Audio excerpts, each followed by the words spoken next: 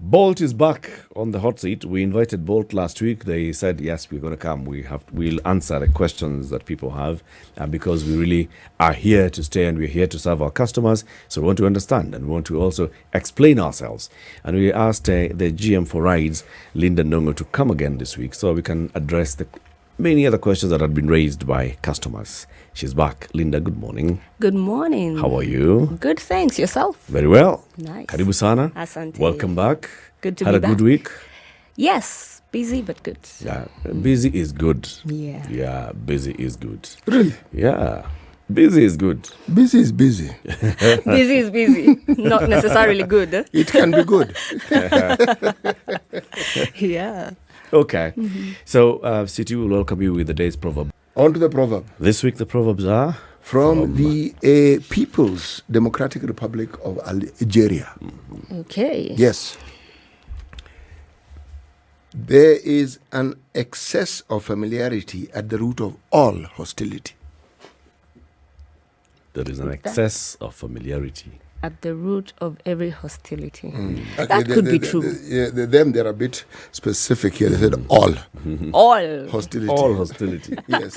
It just means tumezoeana mpaka we just now have to fight. That's what I understand. Oh, you put it well, though.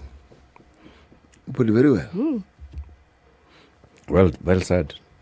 Let's get into it. So last week, one of the things that has been a very, very major conversation is drivers of the ride-hailing apps Yes. who've been complaining that you companies are just taking money from them. And we asked you, so how do you first of all calculate how much I pay Yes. if I hail a Bolt? Yes. And you said there are three components that go into it. Yes. You said, first of all, you look at, there's a base rate, there's a base fare. That base fare must go to the driver. Yes. Then you look at other things. So how far is this ride? What's the distance? And what time of day?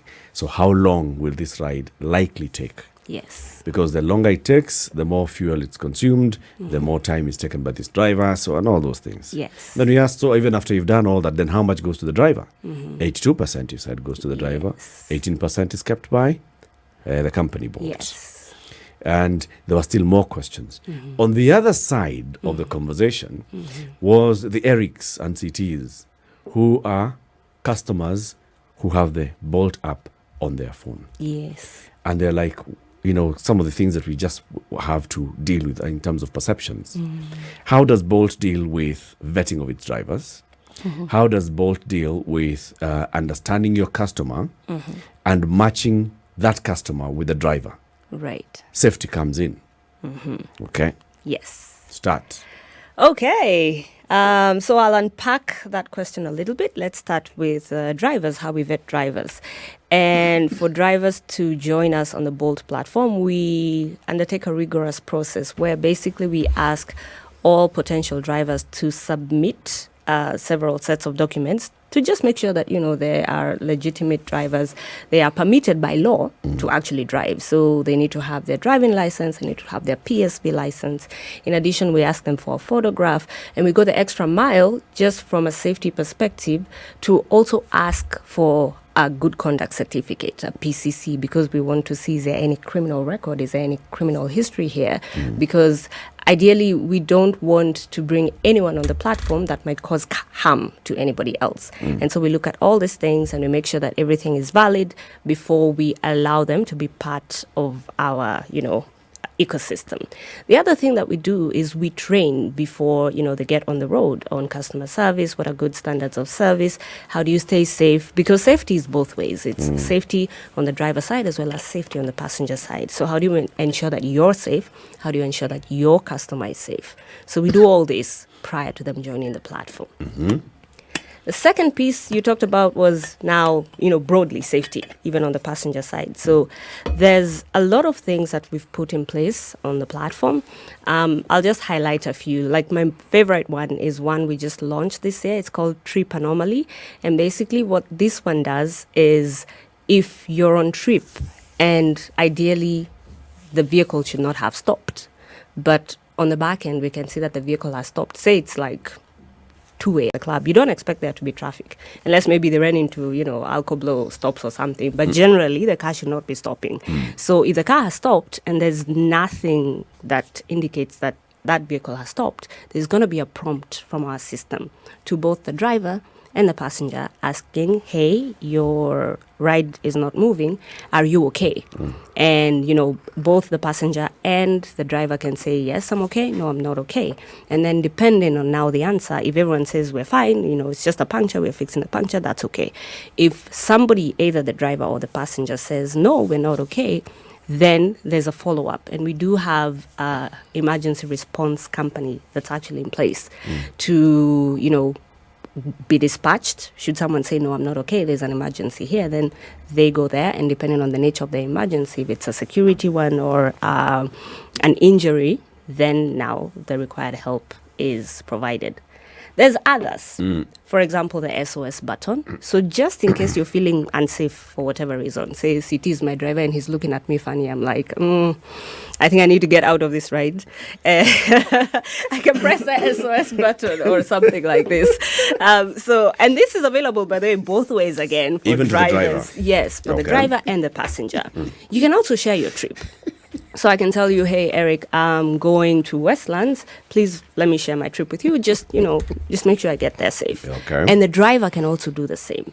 So there's many. We could talk about them. I'm very passionate about this, but I'm just saying that safety remains our core thing because we want the ride to be enjoyable. We want it to be seamless. We want it to be something that both the passenger and the driver actually look forward to at the end of the day. Okay. Yes. Let me go back into now the issue of the driver vetting. So you say after the driver has come, they have their PSV, they have a valid driving license, they have a certificate of good conduct. Yes. They've brought photos, right side smiling nicely. Then you take them through training. Yes. How do you do this training?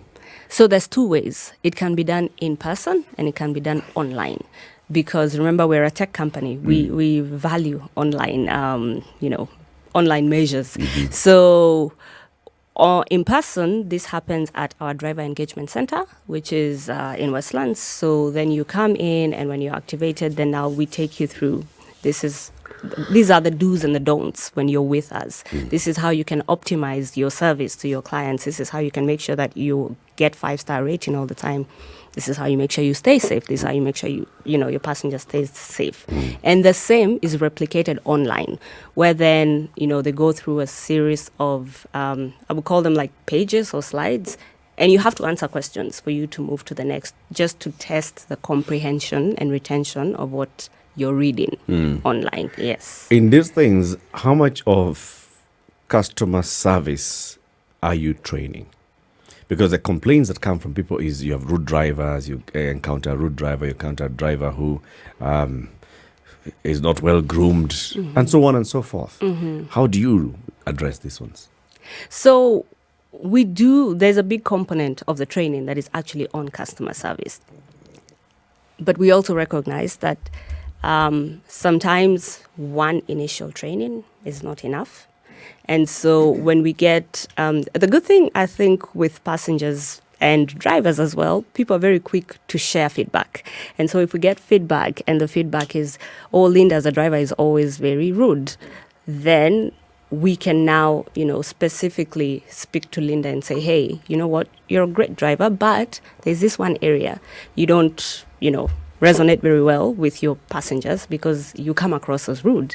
So maybe change this. So we do have, I would say, systems or measures in place that kind of check this kind of happening. So if we see there's a cohort of drivers, because we don't necessarily do it one by one, right? So if there's a group of drivers that are consistently flagged by passengers because of, not great behavior, then they come back for retraining. So basically you are put on hold.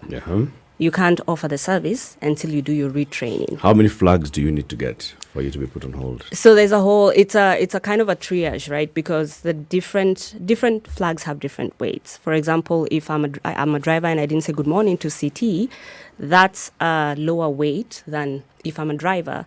And when CT came in, I said something rude to him. So there's a whole matrix that kind of determines at what point you will be put on hold, depending on what the issue is in terms of customer service. City. We've talked about safety. Yes. I a great utilizer of these services. And one of the things that I've heard from the drivers is the issue of their safety. Yes. There are cases where drivers have dropped a passenger at some place, or passengers only to be robbed, their cars vandalized. What is it that you do to ensure or to guarantee or to limit the harm that can be caused to drivers? That's a very good question. And yes, the unfortunate reality is that, my mother likes to say, in a sack of potatoes, you're likely to find like one rotten one or two. And if you don't take it out, it spoils the entire bag. And so we take that kind of feedback very seriously. And one of the things that we've actually launched to help to boost the safety of drivers is a mapping of potentially unsafe areas, because we realize it's not everyone that has bad intentions, but some people, to your point, do have bad intentions. They want to hail a cab and go and rob someone, or they want to rob the driver themselves, and these kind of things. And so, or they want to take his vehicle. Exactly. So over time, we through our research and all the trips that are done, we've actually identified areas within the different places that we operate that are potentially unsafe.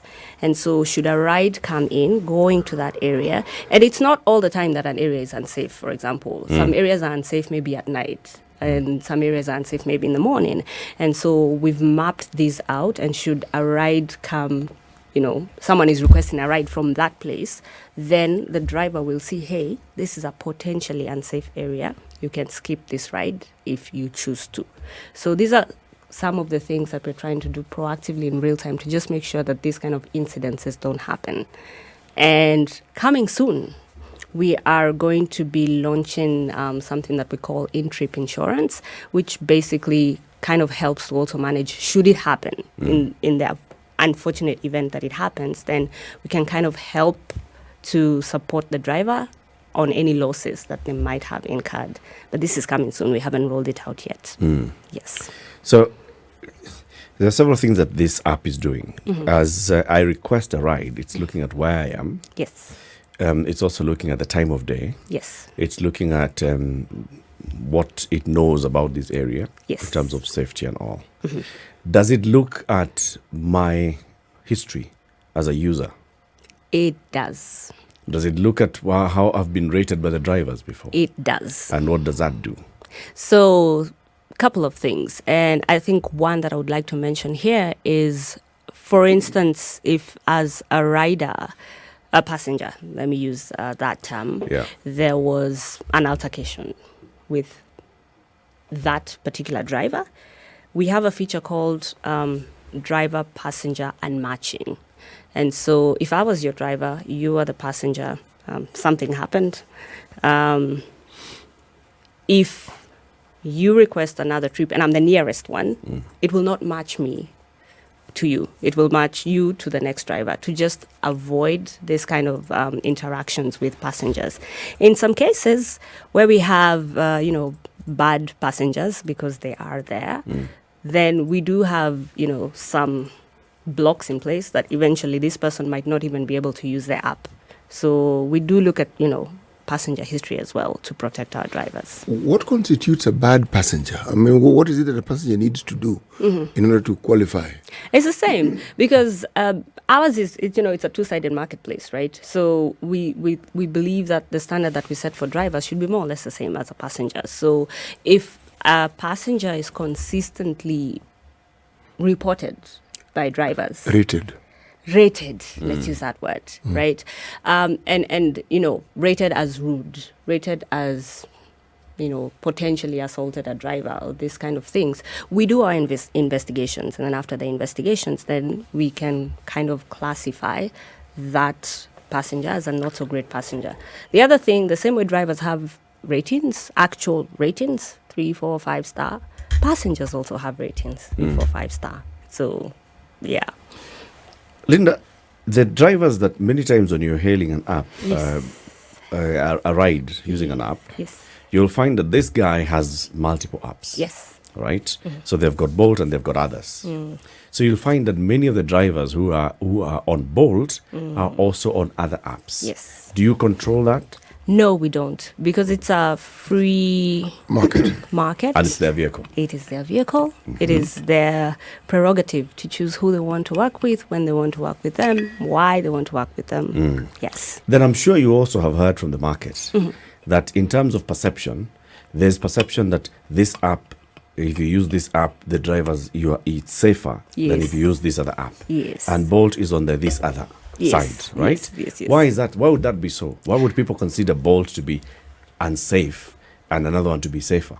I think it's one, maybe historical issues, to be frank, because in the past there might have been incidences that were more pronounced on some apps than others.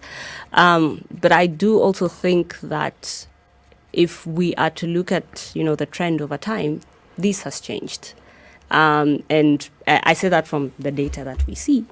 And, we're always open to hearing. Maybe we're seeing our own things, but it does look like the perception is getting better over time. But I would primarily say it's a perception issue. Because things are changing. What leads to that? What led to that perception? Even if you look historically, what was it? Yeah, this was before my time, so I might be misquoting those who were there.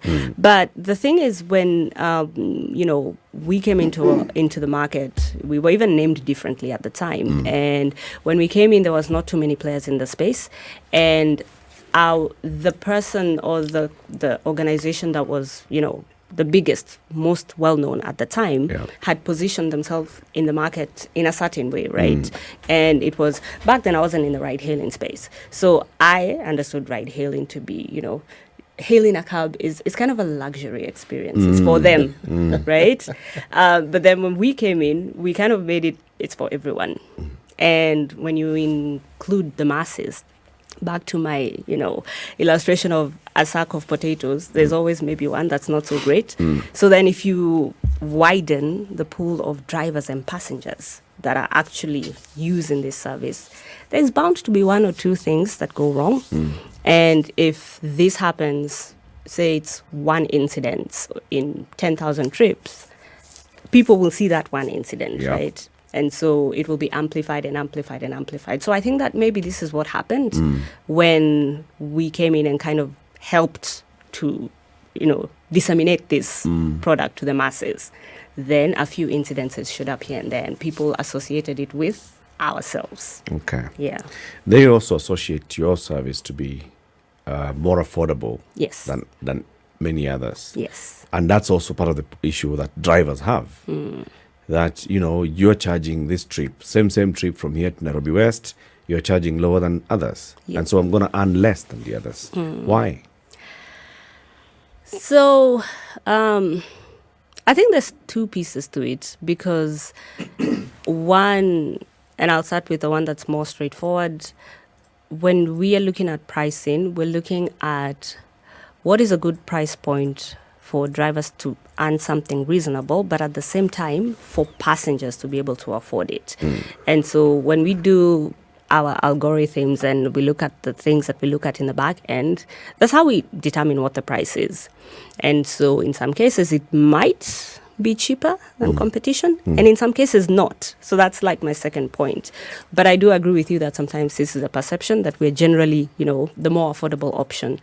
But then what that does, and sometimes maybe drivers don't realize this, is if there's a perception that this company offers affordable rides, there's more likely to be more people taking or wanting to take these rides, which then means for the drivers, you actually have more demand for your service. So it's not a bad thing. It might appear to be not so great if you're just looking at one ride. But at the end of the day, if you have a full day of offering services, then you'll have made something decent out of it. Before you take the break, Kagame is asking, please ask her, when a client doesn't pay, why do they ask the driver to pay? What would that mean? Yeah, that's very interesting, because we do not ask. Why would we ask a driver to? Okay. Why would the client not pay? So are there instances where clients don't pay? There are. And what leads to this? So I'll give you a recent example. We had protests, right, a couple of weeks back, and some of the errant drivers, basically what they were doing to harass other drivers is they would request for trips. Then the driver comes and either they cancel or they take the trip and then, they threaten the driver and walk away so they don't pay. But in such instances, we always compensate. Bolt compensates the driver because we can see that the trip happened and we can see that this, person did not get paid. So it's a bit strange. I think that's something I would want more information about so that we can deal. Yeah. So they can get in touch with you if they know. Yes. If Kagame, if you're a driver and you're on Bolt, then talk to them directly. Yeah. Ask that directly. So if I pay a driver and I've paid via M-Pesa. Yes. And the driver... It's upon the driver then now to cancel and confirm that I've paid. Yes. If the driver doesn't do that, what happens? It has happened to me, actually. I kept being charged for a trip that I was sure I'd paid for. On M-Pesa? And yes. And the guy had gone. And so later I'm being told, you still have a pending... That has happened to me as well. You have a pending trip. And I'm Not only pending, you have a short trip and suddenly you're charged a huge amount. And I'm wondering, I know what this trip costs. Why am I being charged this amount? And then it is indicated that you had not paid for the previous. And I'm thinking, which previous one had I not paid for? That's actually very interesting because the minute you end the trip, and you pay, then there should be a confirmation that you've actually paid for the trip. So is it a systems glitch? Maybe this is. I would have to actually just dig a little bit deeper into this because so long as you see on the passenger side that the trip has ended, because sometimes this has happened, and I know it can be a thing if the driver doesn't end the trip, for example, then on our side we don't see that the trip has ended and it's been paid for. But beyond that, maybe that's something, that's a good point to check. So I will check. And the next time we're here, we might. But then in that case, the driver would not be able to get another ride because... the trip has not ended. They're still on another trip. Exactly. Let's take a break. We'll ask these questions. Yeah, so we are having Bolt on the hot seat this morning. And Ndungu is the general manager for rides for Bolt. Kenya or East Africa? Just Kenya. Just Kenya. And she's here to answer those questions. There have been very many questions about, safety, about the drivers and how the drivers behave, when you're riding an Uber and you're riding a Bolt and all the other apps. Now, what is it that you see? So we have asked Bolt to come so we can have this conversation with them. Drivers, we're going to have a conversation as well with drivers just to hear what the complaints are in the market. And also, if you've got an issue, maybe you've used the Bolt before and there's an issue that you'd like to raise. The driver arrived and the guy on the photo in the app is not the guy that I'm seeing. So what happened? How did that happen? We are talking about concerns that have been raised, several times by passengers. Today, we address more of the passenger concerns. So if you order a ride and it tells you driver so-and-so driving this vehicle and this registration number is about to arrive, and then the person comes there and either the vehicle is different or the person that has come in there is different, how would that happen? What leads to that? So it could happen in the case where, say, again, let me use myself as an example. I'm a driver and my car has broken down. So I say to City, my friend, hey, lend me your car. Let me, go take this quick trip and then I'll come back. That's what we see is usually the cause of this. But nevertheless, it's not advisable to take a trip where the driver doesn't match what's on the app, where the car doesn't match what's on the app, because you never know, right? This person, I could have stolen City's car. Yeah. And so then you'll be a conduit to a crime. And that's why we're very insistent on, just make sure that the person that you see is the same person on the app. In fact, we recommend when you're getting in, call the driver by name. Because typically human behavior, if someone calls you by name, you will turn, right? Because it's your name. If it's not your name, if I call you City, you won't turn. City will turn. So these are some of the checks and balances to just make sure that we're also keeping ourselves safe. Because at the end of the day, people are people. Yeah. And we also, reinforce and reiterate to drivers that please don't show up with a vehicle that's not on the platform. You can change your vehicle on the platform. If my car is broken down and I actually genuinely need to borrow CT's car, I can borrow CT's car and put those details if he allows me. So then I show up in the right car. So for us, it's a big safety risk when this happens, and we really encourage, passengers to, one, don't take the trip, and two, if you can, say that this person showed up in a different car, because for us, that's a really big no-no. What would you do if I actually reported that I ordered for this car, you told me this vehicle is coming, Yep. but the person who has come is not this vehicle, Yep. Or is not the person? Right. If I reported that, what do you do? So it depends. If the person was not, if it was a different person, right? If it was showing person A, but then person B showed up. So for us, that's already an impersonation on our back end. So this account is going to be on hold until that person, the owner of the account, actually shows up and tells us, hey, who was this? Was it you, in a hat, so you are not recognizable? Or, was it your brother that you had sent? They need to come and explain what happened. By coming, what do you mean? Come to the DEC, to the Driver Engagement Center. So they have to they get a physically- message, yes, because we need to actually verify, are you the right person? Because that's a big deal if Okay. it's a different person. If it's a car, then the car is blocked from that account. And so this person needs to upload the correct vehicle before they show up for another trip. Okay. Yes. But why not block both? What do you mean block both? So let me maybe clarify a little bit. If you Because don't have a car, you can't offer a ride. Yeah, exactly. Yeah, you can go online, basically. Okay. Yes, but as soon as the thing is, when only the car is blocked, you, as a driver, have control because you just need to get the right car back on, right? But if we block you as a person, then you have to show up. So ultimately, I get that, Linda. I'm just asking Yeah. that you matched CT Yes. with his car KDD, whatever, to come and pick me up. Yes. Then CT showed up, but he came with a car KCC. Yes. You want to block the car. Yeah. But the guy who drove the car is CT. You're allowing him to continue riding. So that's what I was clarifying. He cannot because he has no vehicle. So the way our He system may works. come with a KDD.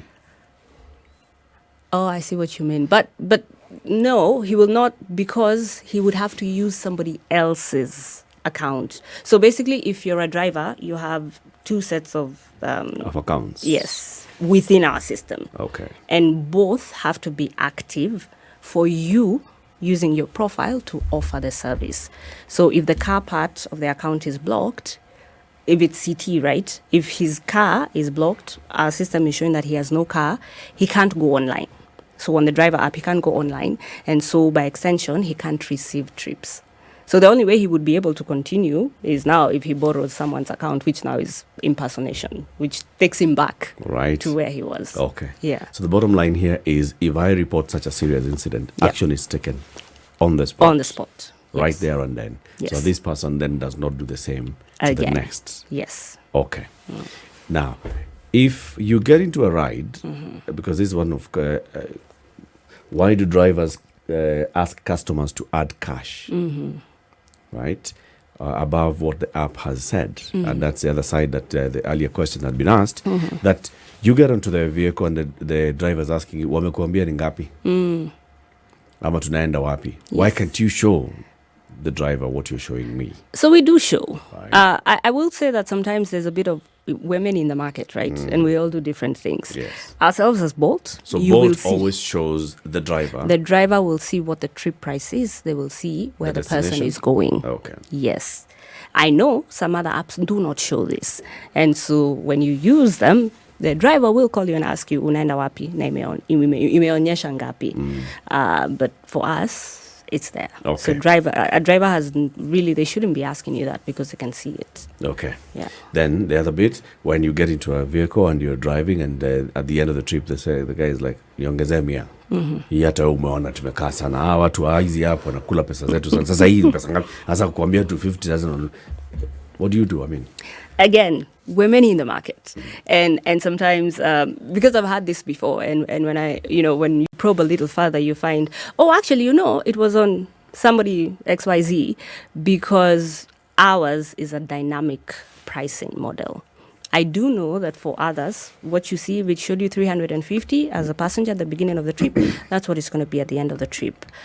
Hours will change. If you're in traffic, it will move from 350 to 420, whatever it is, right? It will adjust. And so, but then we all end up kind of being thrown in the same bucket. That's one. The second thing is that, just generally speaking, everyone appreciates having more money. I think we're also alive to that fact. So sometimes people want a tip because then, they can have more cash in hand, which happens, I think. There's a problem that we've heard over and over again, and it's this one which revolves around discounts. And the complaint that discounts are given to customers and drivers have no knowledge of it at all. So which means they end up, according to them, they end up getting less. So, I mean, in my mind, I was asking, so if you're told about the discount, then what would happen? But that now is a facetious point that I'm making. Talk again about this matter of discount and how it is that it relates to drivers, because essentially, the implication is that when there's a discount, they will earn less. Let me actually read a direct question. Mika Njogu says, I'm a driver and I don't accept a discount. You must pay me the whole sum that displayed on my phone when accepting a trip. I will not go for 35 kilometers. Then you start telling me, collect 80 bob. All right. I mean, that's... So how does the discount thing work? Okay. If we were to use an example, okay, let me actually take a step back. All discounts are covered by the company. Okay. That is the bottom line. But sometimes, to the question that has been raised, what you collect, right? Because it's a net. And to just like use a very simple example, if the trip was 100 shillings, then we as Bolt, our commission is 18 shillings, right? And the driver has made 82 shillings. Now, if there was a discount, and say the discount was 10 shillings, we could do one of two things, right? The driver could, take their 82 shillings, then give us 18 shillings, and then we give them back 10 shillings. Or we could just say, you know what, the driver is supposed to pay 18 shillings, and we have the discount of 10 shillings. So the net that goes to the driver is 8 shillings. Instead of having 5 transactions, you have 2 or 1. So that's typically what happens. So just looking at who owes what, and kind of the person who owes more at the end gives the other person. It's like a float cash conversation. It is a float cash conversation. And the float cash conversation is happening between the driver and the company in this case. Yes. So in this particular case, yes, Bolt has absorbed the discount that it gave me. Yes. So if the discount was 10 bob, yes, Bolt here is owed 8 bob. Correct. 100 bob. Correct. Right? But I have paid 90 shillings to the driver, and well, let's say even it was higher than this. So if the discount was more than the 10 bob, so the driver ends up now receiving cash less than what the trip had indicated to be. Yes. But now you will do your own math at the end of the day. Yes. To balance it out. Yes. And in the end, the driver will not lose. They will not lose, because the other now complexity maybe is not all trips have a discount, right? Because it's when you take, say, 10 trips as a driver, maybe only 1 or 2 of those trips will have a discount. So even if the net of that one trip was, lower than what you anticipated as a driver, the rest will not have discounts.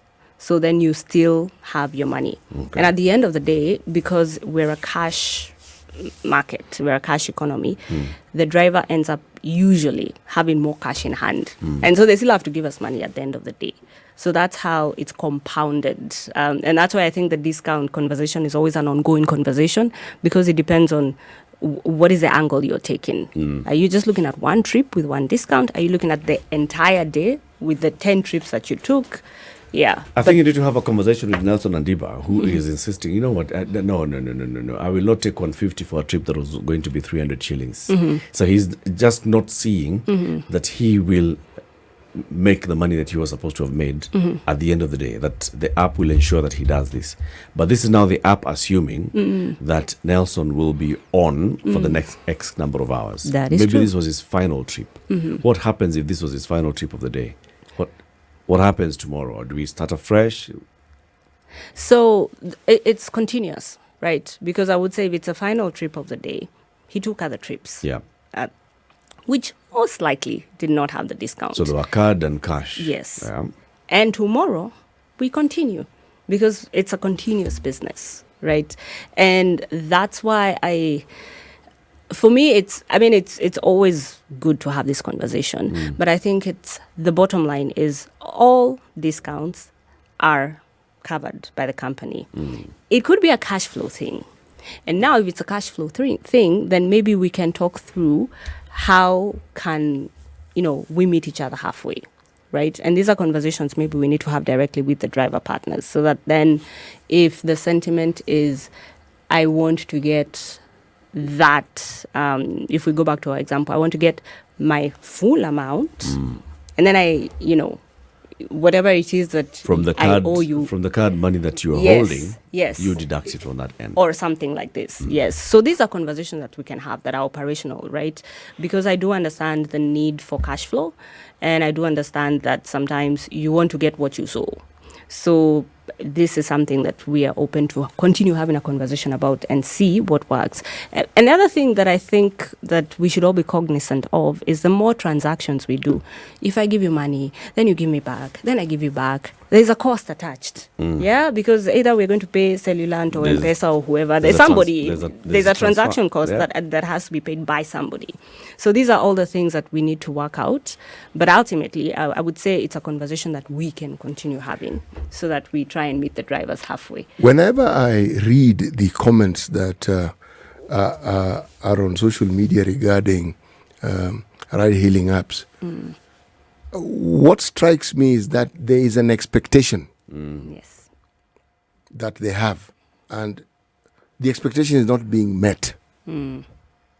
So even as you speak, you are heard through the earphones of that expectation. If you write it, it is read through the lenses of that expectation. Yeah.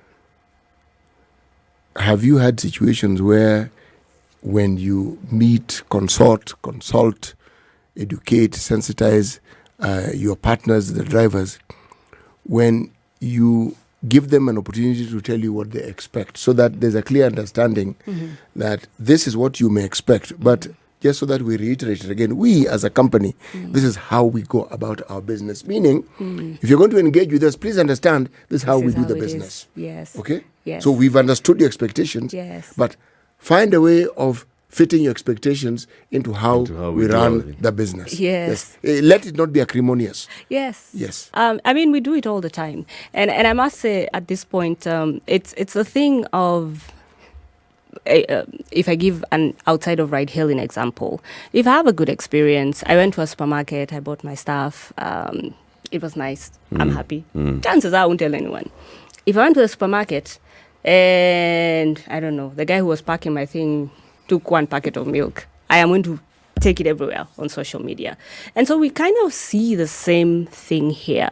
And this is me just trying to say that there's a big chunk of our driver community that actually understands how this works and they appreciate what it does for them. Because while on the flip side, I'm saying that everyone appreciates having cash in hand, some people actually want to manage their debt. And this system helps them to manage their debt and to just get actually what is theirs, right? There's a good proportion of drivers who have that. And then there's the others who maybe don't like it for whatever reason, and they tend to be the loudest in the room. So we do, anyway, to City's point, reiterate and try and make it as clear as possible. This is how we work.